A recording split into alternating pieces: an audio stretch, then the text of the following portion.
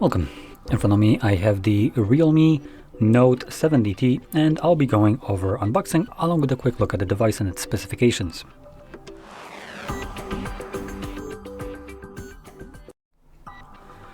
Okay, so let's get straight into this. Okay, that's one. That's two.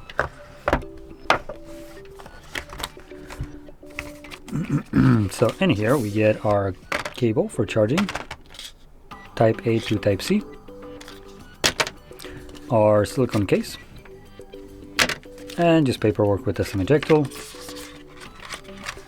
Get in there. Then below that we get the phone itself, and that's everything that is in the box. Okay.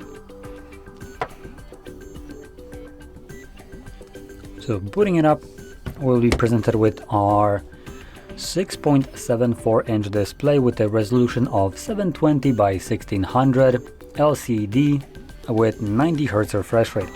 So in terms of overexposing my footage, let me just fix that. There we go. So in terms of screen rate here, it's honestly not that great, but this device is basically a budget device. And the fact that it comes with a 90 Hz refresh rate, it's pretty nice. Now, the price of this device is about $130, something along those lines, give or take. Which I'm pointing out because I am gonna talk about something else, a little bit more expensive option that I consider to be a definitely go-to option over like the very cheap devices, like for instance this one is. And you can make a decision afterwards, like once I talk about it at the end. But anyway, let's focus on this one for now. So the display, like I said, is a 720p with 6.7 inches with 90 Hz and LCD. Now, if we flip it over to the back, we have our single camera setup. Now, don't be fooled by the additional circle. This is just absolutely fake. It's a middle finger rather than a camera. And that is at least right here, we have a 50 megapixel f2.2 wide sensor, and apparently we have a 30 megapixel ultra wide.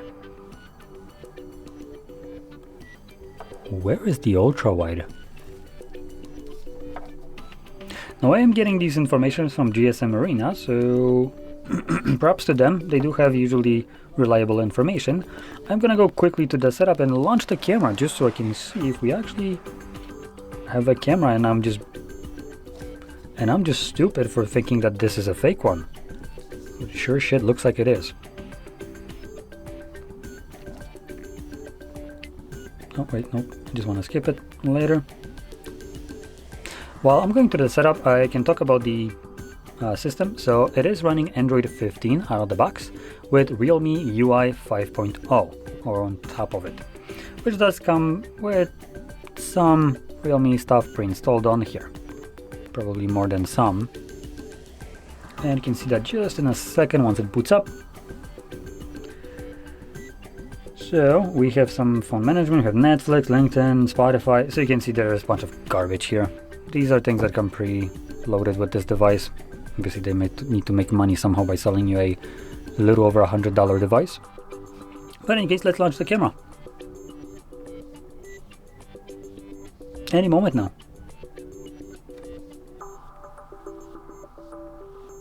Now there doesn't look to be a ultra wide. We have 1 and 2. 1 is just a wide sensor and 2 is basically an optical zoom. Now if I were to cover up the camera, this one, which is the fake one, camera still works. Move it, you can see, same thing. So just to kind of showcase this, I am gonna... So right now you can see we are on 1. I'm gonna press 2 so it's zoomed in, and you can see it's still not covered. So yeah, there is no ultra wide. GSM Arena got that a little bit wrong, but we do have a selfie that is a 5 megapixel wide sensor. Okay, now with that out of the way, we can talk about the internals powering this device. So we have a Unisec T7250, 4 gigabytes of RAM, and 128 gigs of storage or 256, depending on which option you go with. You can expand it using an SD card, which is pretty nice. We also have a 6000 mAh battery, which is really good, and 15 watts of charging for it. Assuming you have a, well, probably you do have a charger that can charge at least 15 watts. That shouldn't be much of a problem. Now, these are almost all the specifications. Now, if we talk about a couple other things to mention, we have a side-mounted fingerprint sensor on a plastic build all throughout, apart from obviously the front screen. The screen right here does have a pre-applied screen protector if you care about this, so that's pretty nice. And yeah, now we're basically done with it. So about 130 bucks for this. Now there's a different phone that exists from a company called Nothing. They produce the kind of like a cheaper version of their devices, which are branded as CMF. And the specific one that I'm talking about right now is the CMF Phone 2 Pro. But if you want a cheaper one, you could probably go for the CMF Phone 1, which is the year before that model. And it's still pretty damn good. Definitely better than what you have right here. Hands down, no competition. But if you want something that is even faster, while just being just a little bit more expensive, which the Pro 2 would be about $200. So 70 bucks more. But believe me when I say you get a phone that is just not even in the same ballpark when it comes down to the specifications. That device is just straight up, when we compare it to this one, it feels like a flagship. It will be much faster, much snappier, better cameras, better display, better resolution, better charging speed. Battery wise, it will have a smaller one, but at least it can be charged much faster. And in terms of videos, refresh rates, again, everything improved. Literally everything about that phone, apart from just the battery being smaller, is better than what you have right here. And we're not talking about just like a small increment better. Everything, every single component that is better by a long margin. So it's going to be a much better, much nicer feeling device to be using from a day to day. That's why I recommend it, because if you're going to be using a phone on a daily basis, it kind of sucks when you take it and try to open up a camera like I did right here, and it takes you like solid 5 seconds for the camera to launch. That's not a very good user kind of friendliness thing. You want to snap a photo right now, not in a week.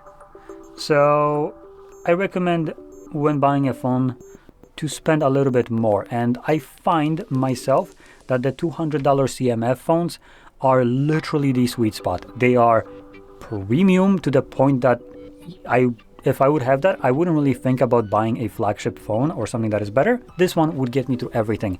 And in terms of budget, it's still very affordable. $200 is very good price, I would say. And when you compare it to upper echelon of how much devices can cost, they basically go from like $100, which that's like literally I would consider base entry. There is lower prices of like $70, but I don't even consider those. Those are like not really running a full Android. So $100, and you can get something like, for instance, the Samsung Fold 7, which costs $2,000. These are like very wide margin of prices. So when you compare it to the whole picture, $200 for something that can get me basically the same experience, I would say, for a casual user as something that is, for instance, like the S25 right here, which is way more expensive device.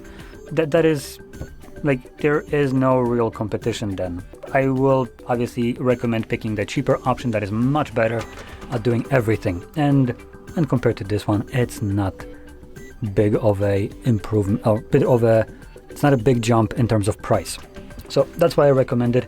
I know it might not be the same kind of value as this one is, obviously cheaper in terms of percentage from this to that. It is, I would say, a significant jump, but in grand scheme of things, what you can get at a from like lowest to highest end, this is barely like any kind of price difference almost, but the functionality, the usability of the device will be very, very noticeable.